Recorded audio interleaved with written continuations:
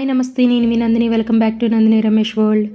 ఈరోజు మన ఇంట్లో చాలా సింపుల్ ఇంగ్రీడియంట్స్తో super tasty homemade bread halwa ఎలా తయారు చేయాలో చూద్దాం. బ్రెడ్ పీసెస్ రోస్ట్ చేసి షుగర్ సిరప్లో కలిపి డ్రై ఫ్రూట్స్తో అనేది వేసుకుంటే చాలా రిచ్ టేస్ట్ అనేది వస్తుంది. ఇది ఈజీగా ప్రిపేర్ చేసుకోవచ్చు. కిడ్స్కి, ఫ్యామిలీకి అందరికీ కూడా నచ్చేస్తుంది.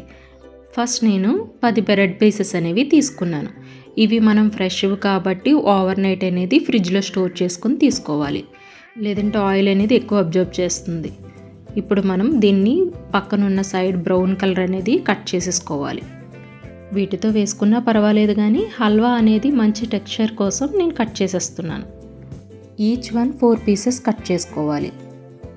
ఇలా కట్ చేసుకున్నవన్నీ మనం పక్కన పెట్టుకొని ఇప్పుడు ఒక స్టవ్ వెలిగించి ప్యాన్ అనేది పెట్టుకొని ఇందులో 2 స్పూన్స్ గీ వేసుకోవాలి. గీ అంతా మనకి బాగా మెల్ట్ అయిన తర్వాత మనం ఆల్రెడీ కట్ చేసి పెట్టుకున్న డ్రై ఫ్రూట్స్ అనేవి ఇందులో వేసుకోవాలి. ఇవి మనకి కొంచెం ఫ్రై అయిన తర్వాత ఇందులోనే కొంచెం కిస్మిస్ కూడా యాడ్ చేసుకొని ఇవి కూడా ఫ్రై చేసుకోవాలి. మనకి ఇవన్నీ బాగా ఫ్రై అయిపోయిన తర్వాత తీసి ఒక బౌల్లోకి తీసుకోవాలి. ఇప్పుడు ఇదే ప్యాన్లో మనకి డీప్ ఫ్రైకి అనేది సరిపడగా కొంచెం ఆయిల్ కూడా యాడ్ చేసుకొని మనం కట్ చేసుకున్న బ్రెడ్ పీసెస్ అనేవి ఆయిల్లో రోస్ట్ చేసుకోవాలి. ఇవి మనం మధ్య మధ్యలో అనేది టర్న్ చేసుకుంటూ మనం ఇవి గోల్డెన్ బ్రౌన్ కలర్ వచ్చేంత వరకు ఫ్రై చేసుకోవాలి. ఈ టెక్స్చర్లు అనేది ఫ్రై చేసుకోవడం వల్ల మనం తినేటప్పుడు కొంచెం హార్డ్గా, స్మూత్గా తగులుతూ ఉంటే మంచి టేస్టీగా అనేది ఉంటుంది. ఇవన్నీ పక్కన పెట్టుకొని మనం వేరొక ప్యాన్ అనేది పెట్టుకొని ఇందులో 1/2 కప్ షుగర్ అనేది యాడ్ చేసుకోవాలి. 1/2 కప్ షుగర్కి 1 కప్పు వాటర్ అనేది వేసుకోవాలి. మనం అంటే షుగర్ ఎంత తీసుకున్నామో దానికి డబల్ అనేది వేసుకోవాలి.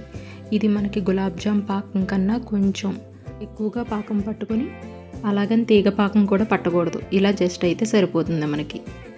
ఇందులో ఇప్పుడు ఆల్రెడీ మనం ఫ్రై చేసుకున్న బ్రెడ్ పీసెస్ అనేవి ఇందులో వేసుకొని మనకి షుగర్ సిరప్ అనేది ఈ బ్రెడ్ మొత్తం అబ్జార్బ్ చేసేంత వరకు మనం కలుపుకుంటూ ఉండాలి. కాసేపటికి ఇదంతా దగ్గర పడడం మొదలవుతుంది.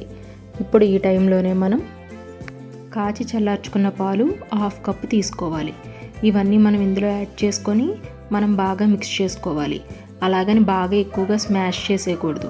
మనకి తింటున్నప్పుడు ఈ బ్రెడ్ పీసెస్ అనేవి మధ్య మధ్యలో తగులుతూ ఉంటే టేస్ట్ అనేది బాగుంటుంది. కాసేపటికి ఇదంతా ఇలా కుక్ అయిన తర్వాత మనం ఆల్రెడీ ఫ్రై చేసి పెట్టుకున్న డ్రై ఫ్రూట్స్ అనేవి యాడ్ చేసేసుకోవాలి. ఇవంతా మనం ఒకసారి బాగా మిక్స్ చేసుకొని 1 స్పూన్ ఇలాచీ పౌడర్ కూడా యాడ్ చేసుకోవాలి. ఇదంతా మనం బాగా కలుపుకున్న తర్వాత ఇందులోనే 1/2 స్పూన్ అనేది గీ కూడా యాడ్ చేసుకోవాలి చివర్లో. ఇది మనకి ఇంట్లో స్వీట్ తినాలనిపించినప్పుడు, ఏమైనా ఫెస్టివల్స్ టైంలో కానీ చాలా ఈజీగా అండ్ క్విక్గా చేసుకోవచ్చు. ఇది పిల్లలు కూడా చాలా ఇష్టంగా తింటారు. మీరు కూడా ట్రై చేసి ఎలా వచ్చిందన్నది కామెంట్ చేయండి. ఇంకా ఎవరైనా నా ఛానల్ని సబ్స్క్రైబ్ చేయకపోతే సబ్స్క్రైబ్ చేయండి, లైక్ చేయండి, షేర్ చేయండి.